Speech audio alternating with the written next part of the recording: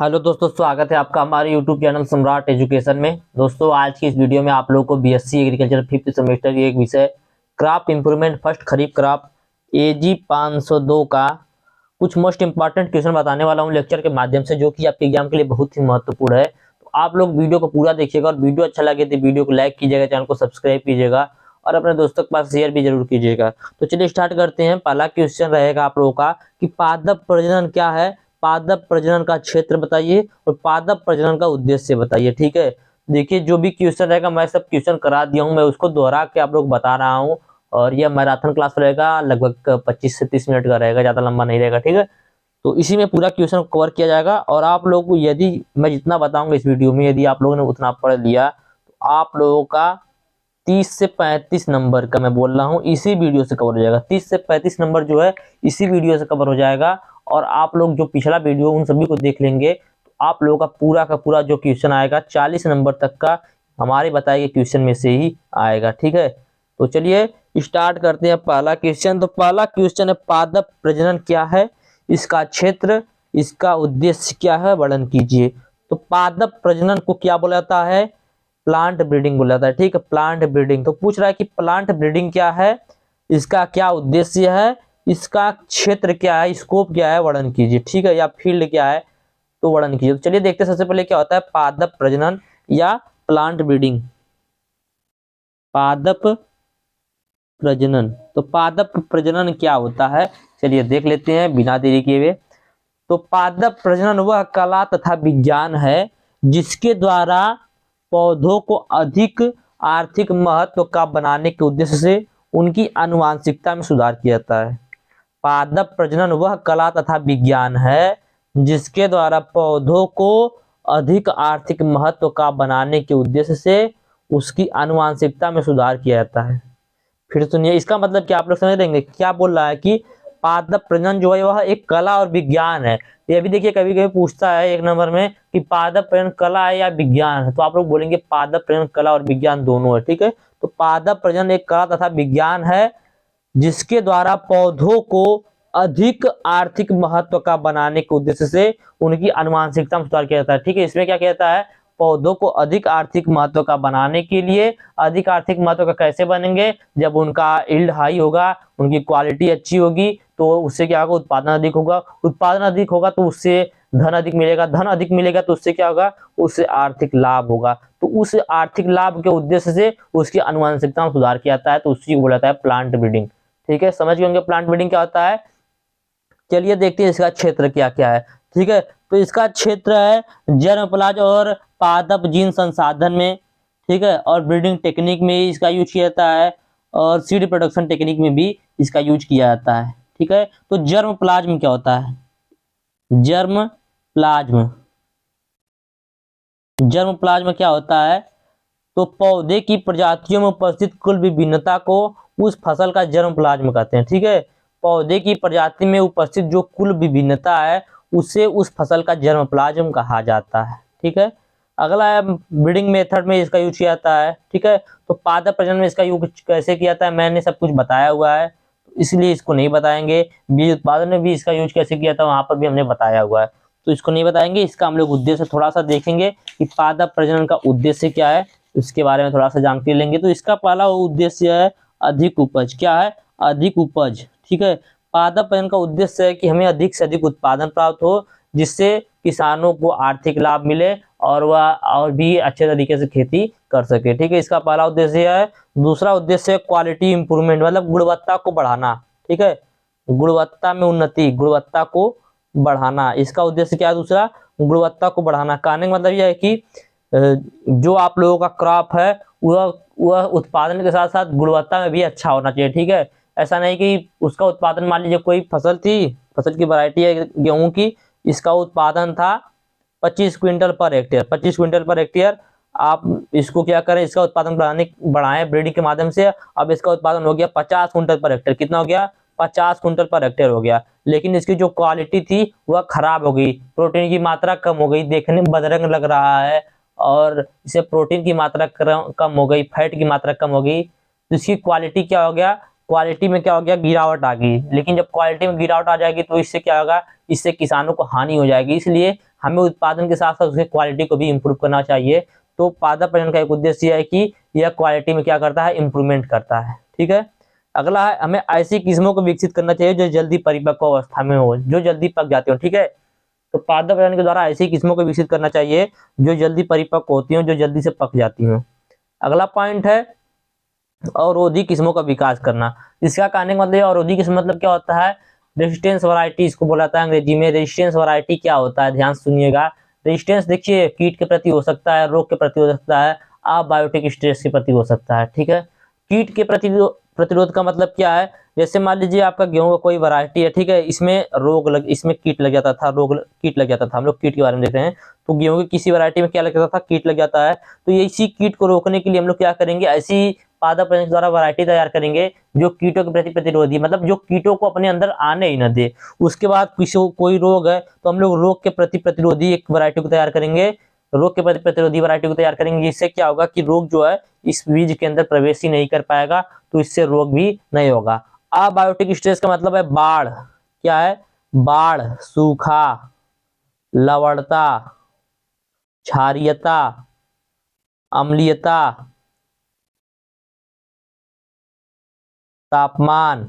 ठीक है, ये सब क्या है, ये सब अबायोटिक स्ट्रेस है, मतलब अजैविक घटक हैं। ठीक है, जैसे मान लीजिए कि हमने गेहूं की बुआई की और उसी समय थोड़ा बाढ़ आ गया और कुछ दिन तक पानी भर गया, तो कुछ वैरायटी ऐसी जो पानी भर जाने से खराब हो जाती हैं। लेकिन हम लोग पादप प्रजनन के द्वारा ऐसी वैरायटी तैयार करेंगे जो बाढ़ के प्रति प्रतिरोधी हो, कुछ दिन तक बाढ़ को सहन कर सकता हो या बाढ़ के प्रति सहनशील होता है। ठीक है, ऐसी वैरायटी को तैयार करेंगे जो मान लीजिए कभी कभी सूखा पड़ जाता है, पानी नहीं आ पाता है, तो पानी में भी अच्छा उत्पादन दे सके, इसके उद्देश्य से हम लोग सूखा के लिए क्या करेंगे, और इस सूखा प्रतिरोध के लिए हम लोग वैरायटी तैयार करेंगे। ऐसी वैरायटी तैयार करेंगे जो लवणता, क्षारीयता और अम्लीयता तीनों में एक साथ उगाई जा सकती हो। तीनों में उगाया जा सकता हो, ऐसा नहीं कि यदि मिट्टी अम्लीय है तो वहां पर इस फसल को नहीं उगाया जा सकता हो, क्षारीय है तो वहां पर नहीं उगाया जा सकता, और अम्लीय तो वहां पर नहीं उगाया सकता। तो हमें ऐसी वैरायटी तैयार करना है जो अबायोटिक स्ट्रेस के प्रति क्या हो, अनुकूल हो, प्रतिरोधी हो, अबायोटिक स्ट्रेस के प्रति प्रतिरोधी हो।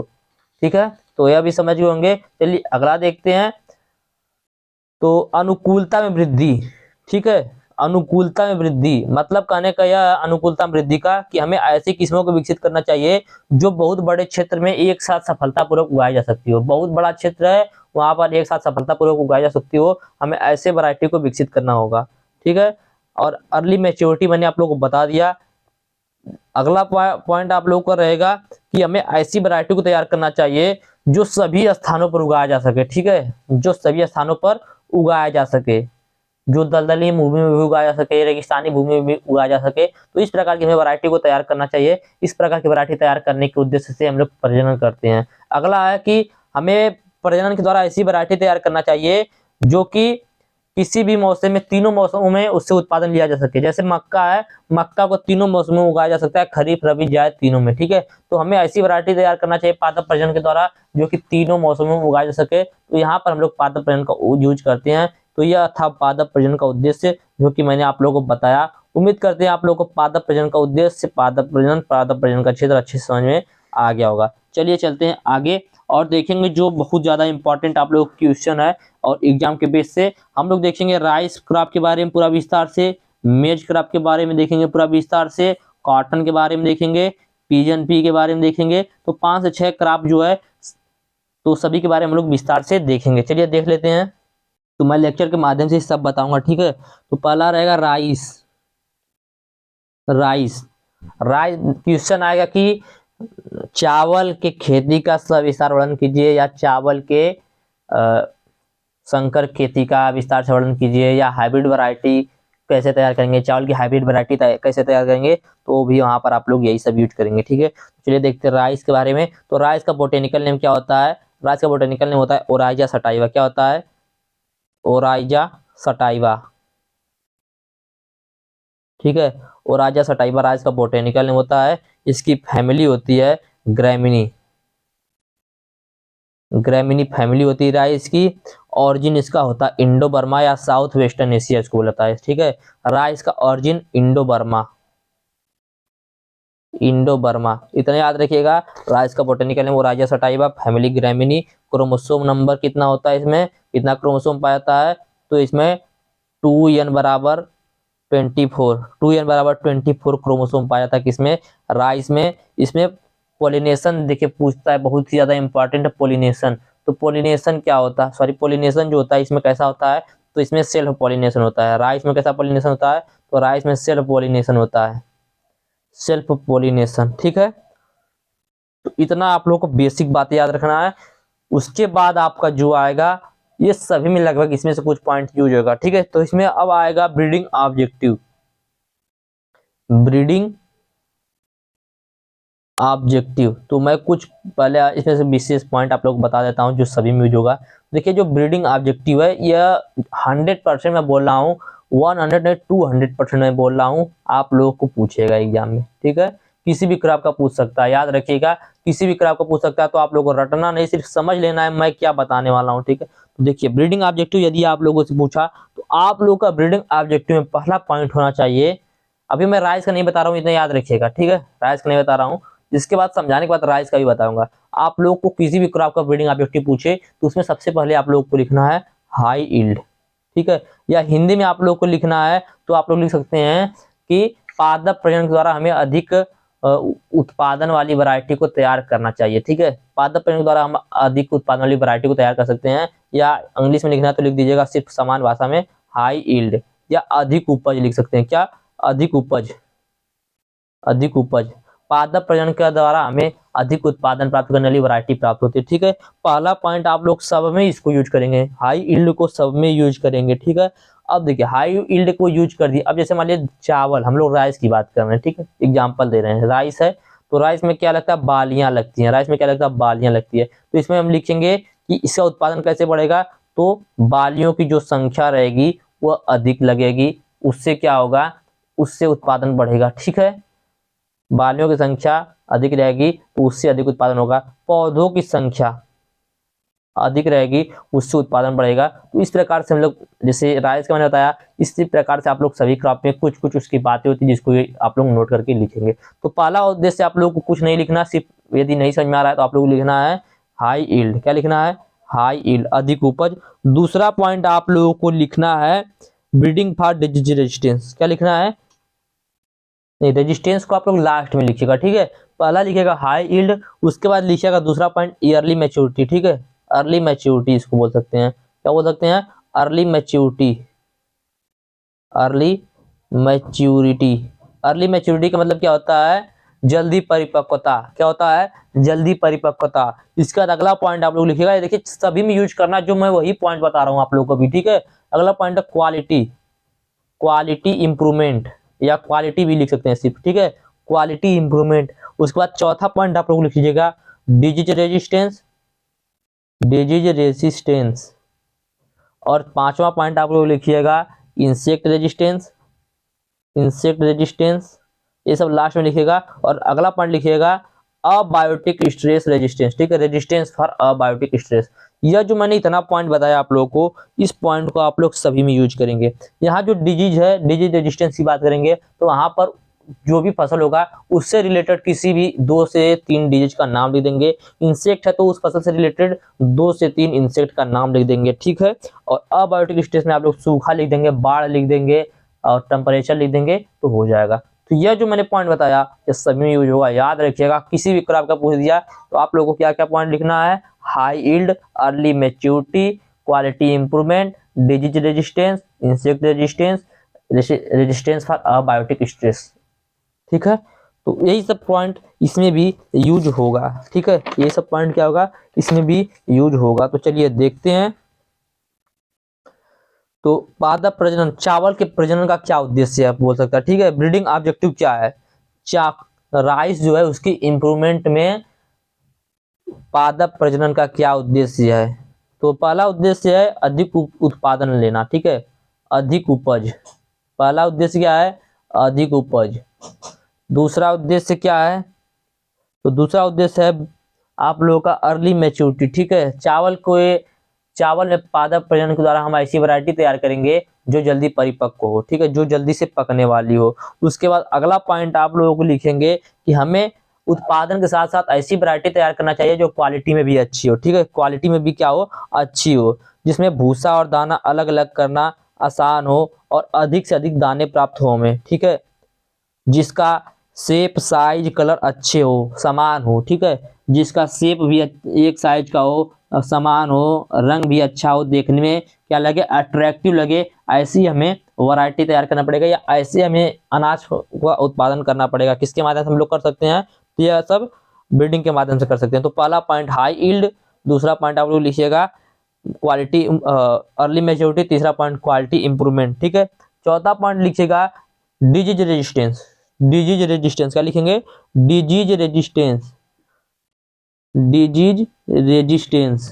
तो चावल में प्रजनन के द्वारा हम लोग ऐसी वैरायटी तैयार करेंगे जो रोगों के प्रति क्या हो, प्रतिरोधी हो, रोगों के प्रति प्रतिरोधी हो। तो चावल में कौन कौन से डिजीज लगते हैं, तो ब्लास्ट डिजीज, ठीक है, बहुत ही ज्यादा खतरनाक होता है blast, bacterial leaf blight, bacterial leaf blight जो कि हमारे उत्तर भारत में बहुत ही ज्यादा होता है, सॉरी, बैक्टीरियल लीफ ब्लाइट। और उसके बाद आप लोग लिख लीजिएगा bacterial leaf spot, bacterial leaf spot, ठीक है। इसको बैक्टीरियल लीफ ब्लाइट को BLB बोला जाता है, बैक्टीरियल लीफ स्पॉट को BLS बोला जाता है, ठीक है। उसके बाद आप लोग राइस का टुंगरो वायरस डिजीज होता है, स्टेम रॉट डिजीज होता है। तो यह सब क्या थे, यह सब चावल के डिजीज थे। तो कोई भी क्रॉप आप लिखेंगे तो उसमें कुछ डिजीज को लिख देंगे, क्या करेंगे, कुछ डिजीज को वहां पर लिख देंगे, ठीक है।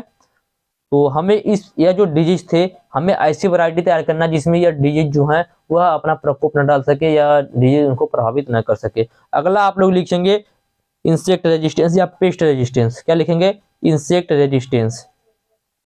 तो पादप प्रजनन के द्वारा, चावल का प्रजनन के द्वारा हम लोग ऐसी वैरायटी तैयार करेंगे जो कीटों के प्रति प्रतिरोधी हो। तो चावल में कौन कौन से कीट लगते हैं, तो चावल में ब्राउन प्लांट, ठीक है, hopper, brown plant hopper, green leaf hopper, ठीक है, ग्रीन लीफ होपर। उसके बाद आप लोगों को लगता है स्टेम बोरर, गंधी बग, राइस मिली बग, ब्राउन प्लांट बग। तो ये सब क्या लगते हैं, कीट लगते हैं जिसके लिए हम लोग क्या करेंगे, ऐसी वैरायटी तैयार करेंगे जिनमें कि ये सब कीट जो है वह प्रकोप अपना न डाल सके, ये सब कीट उसमें प्रभावित न कर सके, ठीक है। अगला है पादप प्रजनन में चावल का, हम लोग इसमें देख रहे हैं राइस का। तो हम लोग पादप प्रजनन द्वारा चावल की ड्वार्फिंग जीन वाली वैरायटी तैयार करेंगे, ठीक है। चावल के बौने प्रजाति को प्राप्त करने के लिए हम लोग क्या करेंगे, पादप प्रजनन करेंगे। तो चावल की ऐसी वैरायटी तैयार करेंगे जो देखने में बौना हो, जो बौनी प्रजाति का हो, लेकिन उसका उत्पादन भी अधिक हो, ठीक है। फिर उसके बाद इसका अगला पॉइंट लिखेंगे फॉर ड्राई लैंड कल्टीवेशन। तो चावल के हम लोग ऐसी वैरायटी का तैयार करेंगे जो क्या हो, जो ड्राई लैंड में भी बोई जा सके, मतलब सूखे खेतों में भी बोई जा सके। अगला पॉइंट फिर आप लोग लिखिएगा कि हम लोग चावल की ऐसी वैरायटी तैयार करेंगे जिसका हम लोग डायरेक्ट सोइंग कर सके। और चावल में जो डायरेक्ट सोइंग वाला पॉइंट है इसको जरूर लिखिएगा। ये देखिए सभी में यूज नहीं होगा, ये सब मैं जो बता रहा हूँ पीछे का, ये सब सभी में यूज नहीं होगा, कुछ कुछ क्रॉप में यूज होता है, तो सबका अलग अलग होता है। जो एक सब में यूज होगा उसको मैंने बता दिया पहले, ठीक है। तो हम लोग चावल में प्रजनन के द्वारा ऐसी वैरायटी तैयार करेंगे जो कि डायरेक्ट कल्टिवेबल हो, मतलब कि डायरेक्ट बुआई की जा सके। ऐसा ना कि पहले उसका नर्सरी तैयार करके फिर बोया जाता है। इस प्रकार से छुटकारा पाने के लिए हम लोग प्रजनन के द्वारा ऐसी वैरायटी तैयार करेंगे जिसको डायरेक्ट बोया जा सके। और हम लोग ऐसी वैरायटी तैयार करेंगे जो शुष्क क्षेत्रों में भी बोया जा सके, ड्राई लैंड में भी बोया जा सके। तो यह था पादप प्रजनन का उद्देश्य राइस का, ठीक है। अब इसका आगे देखेंगे हम लोग क्या, ब्रीडिंग ऑब्जेक्टिव। क्या देखेंगे, ब्रीडिंग ऑब्जेक्टिव का ब्रीडिंग मेथड देखेंगे। तो चावल में किस किस मेथड से ब्रीडिंग किया जाता है, ठीक है, ब्रीडिंग मेथड। इसी प्रकार से आप लोग को हर क्रॉप में लिखना है। अभी मैं इसका थोड़ा सा धीरे धीरे बता रहा हूँ, इसके बाद आप लोग को जल्दी जल्दी सब करवा दूंगा, ठीक है।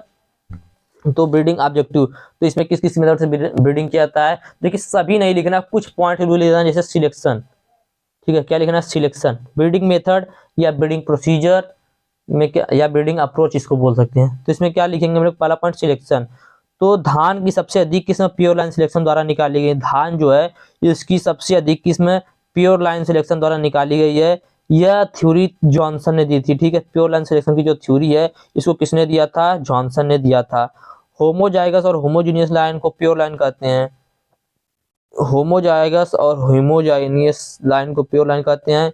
चावल में प्योर लाइन विधि से विकसित कुछ किस्में हैं, जैसे SR26, SR26। आप लोग क्या लिखेंगे, कैसे लिखना पहले समझ लीजिए। आप लोग को लिखना है ब्रीडिंग मेथड, हेडिंग डालना है, उसमें लिखना है सिलेक्शन। सिलेक्शन आप लोग लिखेंगे कि प्योर लाइन सिलेक्शन के द्वारा चावल की अनेक किस्में विकसित की गई, जिसमें है SR26B। ठीक है, यह चावल की देखिए बहुत इंपॉर्टेंट है, लवणता रोधी वैरायटी है। ठीक है, इसके अंदर क्या होगा, लवण, इस जो वैरायटी है इसको लवड़ी मिट्टी में भी उगाया जा सकता है। ठीक है, जो लवड़ी मिट्टी है वहां पर भी इस वैरायटी को उगाया जा सकता है, SR26B को। इसके बाद हम लोग इसके द्वारा FRO3B, यह जो है यह बाढ़ सहिष्णु है, मतलब बाढ़ के प्रति सहनशील वैरायटी है। ठीक है, जो कि काफी लोकप्रिय है। तो इन सभी किस्मों को सिलेक्शन के द्वारा प्राप्त किया गया है, किस सिलेक्शन के द्वारा, प्योर लाइन सिलेक्शन के द्वारा। अगला आप लोगों को पॉइंट लिखना है, यह देखिए एक पॉइंट हुआ आप लोगों का एक मेथड। ठीक है, दूसरा मेथड आप लोग लिख दीजिएगा वहां पर इंट्रोडक्शन। ठीक है, यह देखिए सभी क्रॉप में नहीं यूज होगा, याद रखिएगा। यह जो मैं इंट्रोडक्शन बता रहा हूँ, प्योर लाइन सिलेक्शन बता रहा हूँ, यह तो यूज होगा, लेकिन जो मैं यहाँ पे लिख रहा हूँ यह सब जगह यूज नहीं होगा, याद ध्यान दीजिएगा। तो इसमें इंट्रोडक्शन मतलब यहाँ पर प्लांट इंट्रोडक्शन समझिएगा, जो कि मैंने सुबह बताया था कि हम लोग प्लांट इंट्रोडक्शन क्या होता है कि कोई भी किसी भी पादप को उसके पुराने भौगोलिक क्षेत्र से लाकर नए भौगोलिक क्षेत्र में पहली बार उगाते हैं, तो इस प्रोसेस को बोला जाता है प्लांट इंट्रोडक्शन। तो हम लोग प्लांट इंट्रोडक्शन के द्वारा क्या करते हैं उसको हम लोग को लिखना है इसमें। ठीक है, तो प्लांट इंट्रोडक्शन आप लोग हेडिंग डालिएगा, दूसरी हेडिंग। इसके बाद लिखिएगा कि यह पादप प्रजनन का सबसे साधारण तरीका है, किसी भी ऐसे क्षेत्र में उस जाति को उगाना जहां पर पहले उसे कभी नहीं उगाया गया हो, उसे प्लांट इंट्रोडक्शन कहते हैं। चावल की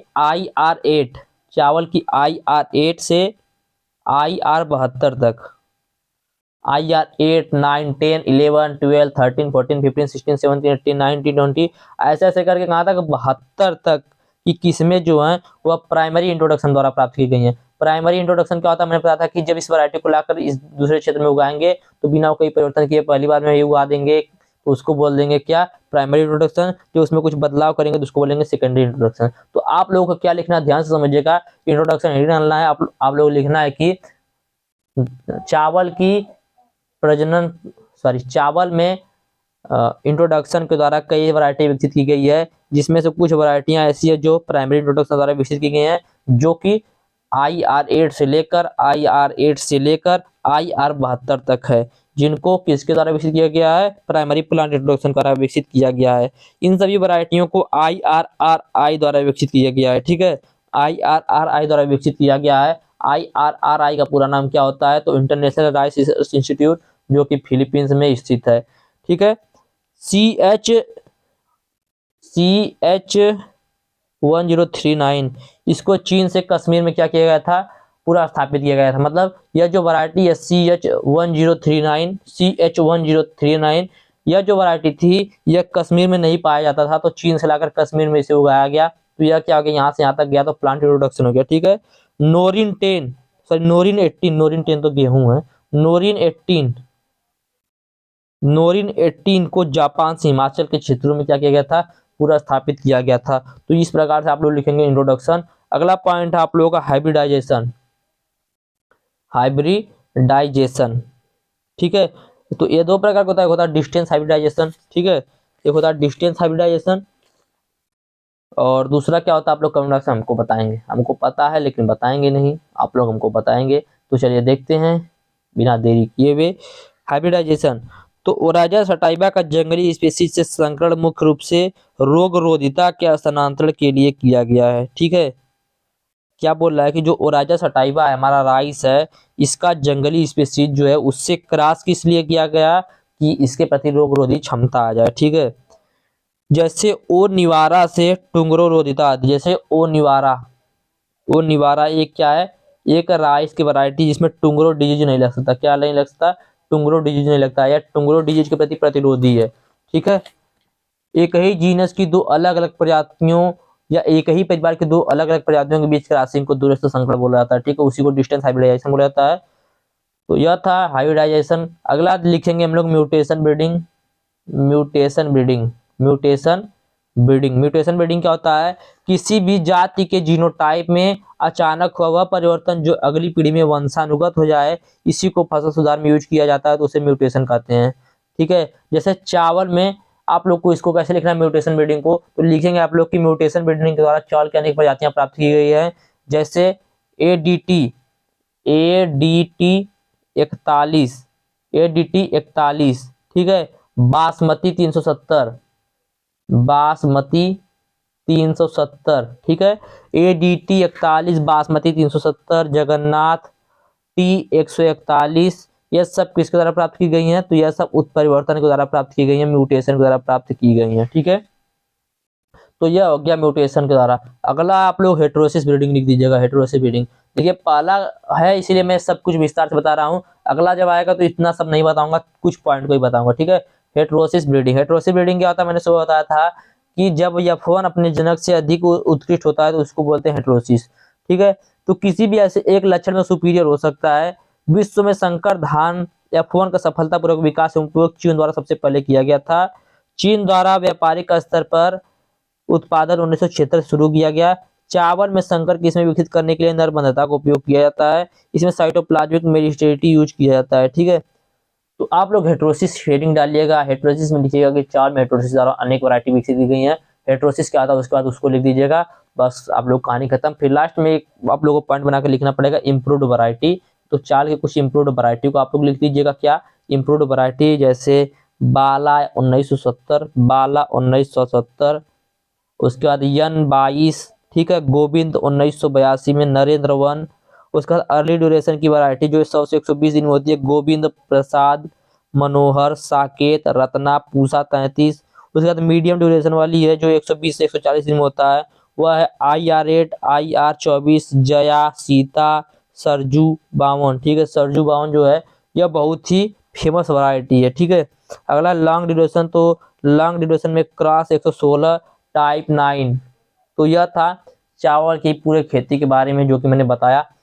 अब चलिए देखते हैं अगला क्रॉप जो है मेज, ठीक है। तो सभी में हम लोग सिर्फ देखेंगे क्या ब्रीडिंग ऑब्जेक्टिव, ब्रीडिंग ऑब्जेक्टिव क्या देखेंगे। तो अभी देखिए इसका देखेंगे तो आपको समझ में आ जाएगा कि मैं क्या बोला था उसमें। तो यदि पूछ दिया कि मक्के में प्रजनन का उद्देश्य बताइए, मक्के में प्रजनन का क्या उद्देश्य, तो आप लोग क्या लिखेंगे? अधिक उपज। क्या लिखेंगे? अधिक उपज, अधिक उपज। अब अधिक उपज कैसे प्राप्त होगा मक्के में, इसको लिखेंगे। तो अधिक उपज कैसे प्राप्त होगा? जब ज्यादा भुट्टे लगेंगे, ज्यादा भुट्टे लगेंगे तब हमें क्या होगा? अधिक उपज प्राप्त होगा, ठीक। उसके बाद लंबा भुट्टा लगेगा, लंबा भुट्टा प्राप्त करने के लिए हम लोग प्रजनन करते हैं, लंबा भुट्टा प्राप्त होगा तो हमें अधिक उत्पादन प्राप्त होगा। और उसके बाद जो भुट्टा है उसमें दानों का जो संख्या है वो अधिक हो, ठीक है, दानों की संख्या अधिक हो, ठीक है। उसके बाद अगला पॉइंट लिखेंगे क्वालिटी इंप्रूवमेंट। क्वालिटी इंप्रूवमेंट मतलब क्वालिटी, गुणवत्ता को विकसित बढ़ाने के लिए क्या करते हैं हम लोग? प्रजनन करते हैं। जैसे क्वालिटी इंप्रूवमेंट में क्या करेंगे? प्रोटीन की गुणवत्ता को बढ़ाएंगे, उसके आकार, शेप, साइज जो है उसको एक तरह का करेंगे, देखने में अच्छा लगे, लोभनीय लगे, इस प्रकार के हम लोग वैरायटी को विकसित करेंगे, इस प्रकार के अनाज को विकसित करेंगे। फिर अगला पॉइंट आप लोग लिखेंगे अर्ली मैच्योरिटी। क्या लिखेंगे? Early maturity, breeding for early maturity मतलब जल्दी परिपक्वता के लिए प्रजनन, ठीक है। उसके बाद आप लोग लिखेंगे रेजिस्टेंस फॉर, या लिख देंगे डिजीज रेजिस्टेंस, ठीक है, डिजीज रेजिस्टेंस। देखिए जो इसमें पॉइंट मैंने बताया था वही सब पॉइंट मैं यहाँ पर बता रहा हूँ, याद रखिएगा। डिजीज रेजिस्टेंस, तो जो हमारा मेज, इसमें कौन कौन से डिजीज लगते हैं? तो मेज में कौन कौन से डिजीज लगते हैं? तो late blight, mildew, downy mildew, late blight, ठीक है, यह सब डिजीज लगते हैं। तो हम लोग चावल में प्रजनन के द्वारा ऐसी वैरायटी, सॉरी मक्के में प्रजनन के द्वारा ऐसी वैरायटी तैयार करेंगे जो इन रोगों के प्रति क्या हो? प्रतिरोधी हो। उसके बाद आप लोग लिखेंगे इंसेक्ट रेजिस्टेंस, मतलब ऐसी वैरायटी तैयार करेंगे जो कीटों के प्रति प्रतिरोधी हो। जैसे कौन कौन से कीट लगते हैं आप लोगों के खेतों या मक्के के जो खेत हैं उसमें? तो स्टेम बोरर, पॉड बोरर आदि लगते हैं। तो स्टेम बोरर, पॉड बोरर दो दो लिख दीजिएगा, कोई दिक्कत नहीं है। उसके बाद लिख दीजिएगा अगला point resistance for abiotic stress, मतलब कि सूखा, ठंडा, अम्लीयता और क्षारीयता, बाढ़ से ग्रस्त क्षेत्रों के लिए प्रतिरोधी किस्मों का विकास करना। तो इस प्रकार से आप लोग सभी प्रश्नों को जो ब्रीडिंग ऑब्जेक्टिव उसको लिखेंगे। अब बात आती है ब्रीडिंग मेथड की, ब्रीडिंग अप्रोचेस की, जो कि सभी क्रॉप में पूछ सकता है। तो आप लोग को कौन कौन सा पॉइंट लिखना है याद से सुन लीजिए। सिलेक्शन लिखना है, इंट्रोडक्शन लिखना है, यूट्रोसिस ब्रीडिंग कभी कभी लिख सकते हैं, ठीक है। तो 3 पॉइंट ये हो गया। और आप लोग को चौथा पॉइंट लिखना है हाइब्रिडाइजेशन, हाइब्रिडाइजेशन, ठीक है। बस 4 से 5 पॉइंट बनाइए कि लिखिएगा। इसका किसका, ब्रीडिंग मेथड का। तो यह था आप लोगों का बेसिक जानकारी जो कि आपके सिलेबस से रिलेटेड है। इसके बाद जो आपके सिलेबस में नहीं दिया है, जैसे जो कि प्लांट ब्रीडिंग का है, उसको बहुत ज़्यादा पढ़ना जरूरी है। यह जो पूछेगा आपके इस सिलेबस से लगभग पूछेगा 25 नंबर का, 25 से 30 नंबर का पूछेगा, 20 नंबर का पूछेगा प्लांट ब्रीडिंग से, तो वह भी बहुत ज़्यादा इंपॉर्टेंट है। इससे ज़्यादा उससे भी पूछ सकता है। तो बात आती है, अगला हम लोग पढ़ेंगे नोबलाइजेशन ऑफ शुगर केन, गन्ने का नोबलीकरण। भारतीय गन्ने का नोबलीकरण क्या होता है, इस प्रकार से क्वेश्चन आता है बार बार एग्जाम में। तो भारतीय गन्ना जो था, भारत में एक गन्ना था, ठीक है, हमारा उत्तर भारत जो है, यहाँ पर एक गन्ना था Saccharum barberi, Saccharum barberi, Saccharum barberi. यह जो गन्ना था इसका उत्पादन जो था बहुत ही कम था, ठीक है। इसका छिलका बहुत मोटा था, तना पतला था, इससे क्या होता था, उत्पादन कम होता था। इसी के विपरीत एक उष्णकटिबंधीय गन्ना था जिसका बोटेनिकल नाम है सैकरम, सैकरम ऑफिसिनेरम, ऑफिसिनेरम, जो क्या है, जो अधिक उपज वाला है। इसका जो तना है वह मोटा है और छिलका जो है मुलायम है, अच्छा है, रस जो है उसमें बहुत अधिक है। मतलब कहने की है कि यह उत्कृष्ट लक्षण वाला, अच्छा लक्षण वाला, इसमें उत्पादन अधिक होता है। तो क्या किया गया कि यह जो सैकरम ऑफिसिनेरम है, जो कि उष्णकटिबंधीय गन्ना है, इसको लाकर हमारे उत्तर भारत में बुआई किया गया। लेकिन यह जो गन्ना यहाँ पर उत्तर भारत में बुआई किया गया, यहाँ की जलवायु के प्रति अनुकूल नहीं था। इसके लिए क्या किया गया, इसके लिए जो यहाँ का स्थानीय गन्ना है Saccharum barberi, Saccharum barberi, Saccharum barberi और सैकरम ऑफिसिनेरम दोनों का आपस में क्रॉस करा दिया गया, ठीक है। तो यही दोनों का जब क्रॉस कराया गया तो इसी क्रॉस को बोला जाता है भारतीय गन्ने का नोबलीकरण, ठीक है। यह क्रॉस क्यों करा गया, क्योंकि जो सैकरम ऑफिसिनेरम गन्ना है उसका जो लक्षण है, उत्कृष्ट लक्षण, अच्छे लक्षण है, वह भारतीय गन्ने में स्थानांतरित किया जा सके, इसके लिए इन दोनों में आपस में क्रॉस करा दिया गया, ठीक है। तो यह था भारतीय गन्ने का नोबलीकरण या नोबलाइजेशन ऑफ शुगर केन, जो कि एग्जाम में पूछता है। बार बार याद रखिएगा, मैं जो भी बोल रहा हूँ बहुत ही ज्यादा इंपॉर्टेंट, इसलिए मैं बार बार बोल रहा हूँ, ठीक। चलिए आगे देखते हैं। आगे है अगला क्वेश्चन, मल्टी लाइन वैरायटी क्या होती है। मल्टी लाइन क्या होता है पहले यह समझ लीजिए, उसके बाद जानेंगे मल्टी लाइन वैरायटी क्या होता है। तो मल्टी लाइन क्या होता है, याद रखिएगा मल्टी लाइन। तो मल्टी लाइन क्या होता है, एग्जाम पूछता है। तो पौधे की ऐसी जनसंख्या या एक से अधिक ऐसे वंशक्रम जो लक्षण प्रारूप में एक समान हो, जीन प्रारूप में भी समान हो, परंतु उसमें से प्रत्येक में से किसी महत्वपूर्ण रोग की रोधिता के लिए भिन्न जीन उपस्थित होते हैं, तो उसे मल्टी लाइन वैरायटी बोला जाता है, उसको मल्टी लाइन बोला जाता है। मल्टी लाइन क्या है, जैसे समझ लीजिए, एक यह लाइन है, एक यह लाइन है, एक ये। मल्टी लाइन का मतलब कई लाइन, ठीक है, बहुवंशक्रम, ठीक है। क्या बोला जाता है, बहुवंशक्रम, एक यह लाइन, एक यह लाइन, एक यह लाइन, या मान लीजिए ए, या मान लीजिए बी, या मान लीजिए सी, यह तीन पौधा है, ठीक है। इसके जीन को यक्स मान लीजिए, इसके जीन को वाई, इसके जीन को जेड। मैं समझा रहा हूँ, समझ लीजिए, बहुत अच्छे से समझाऊंगा, ठीक है। तो जैसे मान लीजिए यह यक्स है, यह वाई है, यह जेड है, ठीक है। यह सब क्या है, जीन है। यह जो जीन है यक्स, यह जो है, यह हम लोग देखिए इसमें वीट का एग्जाम्पल चलेंगे, किसका, वीट का, गेहूं का, ठीक है, वीट का। यह जो यक्स है, यह रस्ट डिजीज के प्रति, रस्ट एक डिजीज लगता है वीट में, उसके प्रति प्रतिरोधी, मतलब इस पौधे में रस्ट डिजीज नहीं लगेगा, क्योंकि यह जीन जो है यह रस्ट डिजीज के प्रति क्या है, प्रतिरोधी है।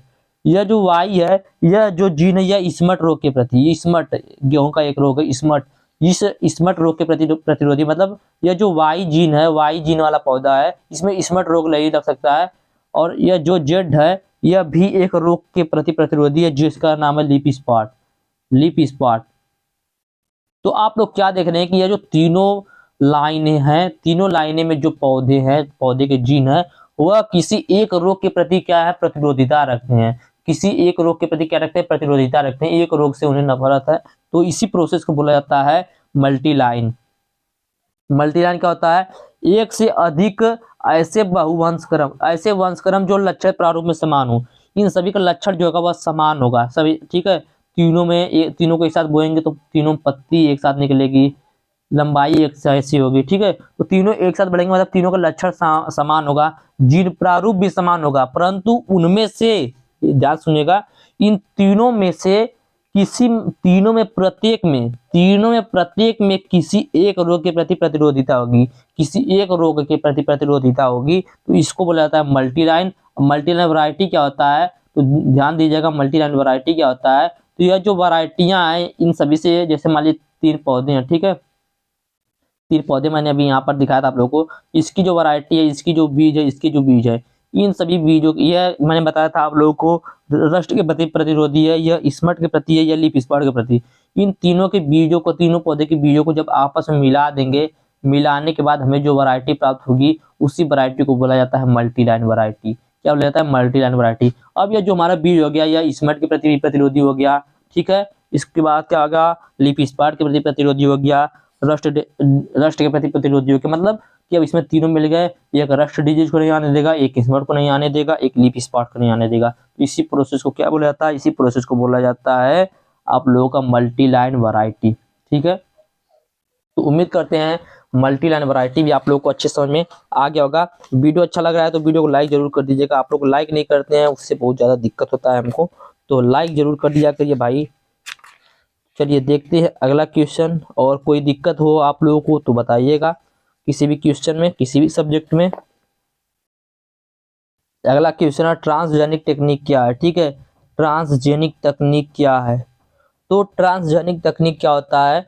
आधुनिक जैव प्रौद्योगिकी का एक उदाहरण है क्या ट्रांसजेनिक तकनीक, जिसके अंतर्गत किसी भी जीव के जीन को दूसरे किसी जीव के जीन में स्थानांतरित करके किसी वांछित गुण को प्राप्त किया जाता है, ठीक है।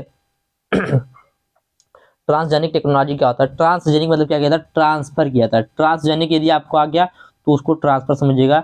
यह पौधा है, यह पौधा है, ठीक है, इस पौधे के जीन को निकालकर इस पौधे में डाल देंगे, तो इस प्रोसेस को बोला जाता है ट्रांसजेनिक, ठीक है। क्या बोला जाता है इसको? Transgenic technology. तो यह एक जैव प्रौद्योगिकी का उदाहरण है, जिसके अंतर्गत किसी भी जीव के जीन का दूसरे किसी जीव में स्थानांतरित करके किसी वांछित गुण को प्राप्त किया जाता है। जैसे कि पौधे किसी विनाशकारी कीट के प्रति प्रतिरोधिता बनाने के लिए जीन का स्थानांतरण किया जाता है। इस तकनीक के कपास के प्रचलित संकर व किस्मों में क्राई 1A-B व क्राई 1A-C जीनों का समावेश कर अमेरिकन वॉलकर्म कीट के प्रति पौधों में प्रतिरोध शक्ति पैदा की जाती है। मतलब ट्रांसजेनिक टेक्निक का मतलब समझिएगा, किसी पौधे के जीन को निकालकर दूसरे पौधे में डालने के प्रोसेस को बोला जाता है ट्रांसजेनिक वैरायटी। अब देखिए पूछता है जीएम क्रॉप। जीएम क्रॉप ये भी इसी से रिलेटेड है। जीएम क्रॉप का नाम होता है जेनेटिकली मॉडिफाइड क्रॉप। क्या होता है?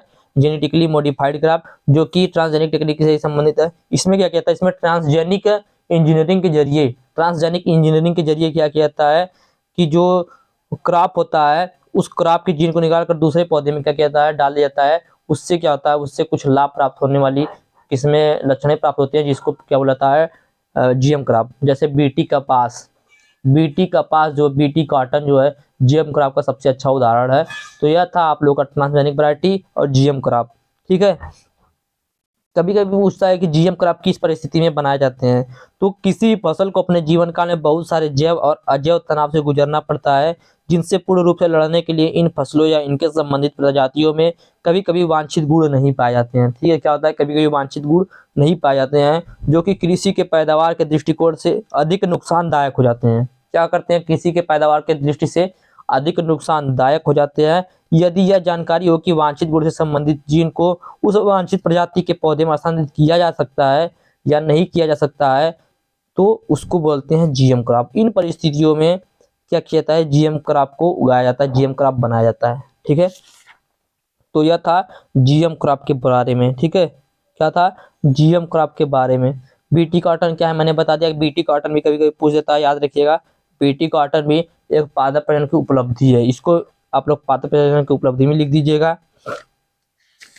तो यह हो गया आप लोगों का यहाँ तक। अगला क्वेश्चन आप लोगों का रहेगा, क्वेश्चन पूछ देता है कभी कभी कि जो गेहूं है, ठीक है, गेहूं देखिए इसमें पूछ देता है, खरीफ क्रॉप है लेकिन गेहूं का पूछ देता है कि गेहूं में कितने क्रोमोसोम पाए जाते हैं, ठीक है, कितने क्रोमोसोम पाए जाते हैं गेहूं में। तो गेहूं में कितने क्रोमोसोम पाए जाते हैं? 2n बराबर 24। 2n बराबर 24 क्रोमोसोम किसमें पाए जाते हैं? गेहूं में पाए जाते हैं, याद रखिएगा। और कभी कभी पूछता है गन्ने में एरोइंग क्या है। तो गन्ने में एरोइंग मैंने अच्छे समझाया है। गन्ने में पेड़ी क्या है, इसको भी मैंने बता दिया है आप लोगों को। और आप लोग को देखिए जो भी क्वेश्चन आने वाला है एग्जाम में, वह सब मैं बता दे रहा हूँ। और आप लोग फ्लोरल बायोलॉजी पढ़ लीजिएगा, ठीक है। मैं फ्लोरल बायोलॉजी आप लोग करवाना भूल गया हूँ। फ्लोरल बायोलॉजी मैं ग्रुप में डाल दूंगा, इसको आप लोग वहां से देख लीजिएगा फ्लोरल बायोलॉजी को, और इसको जरूर देख लीजिएगा। ये अभी एग्जाम में पूछ सकता है, पूछा है एग्जाम में बार बार फ्लोरल बायोलॉजी।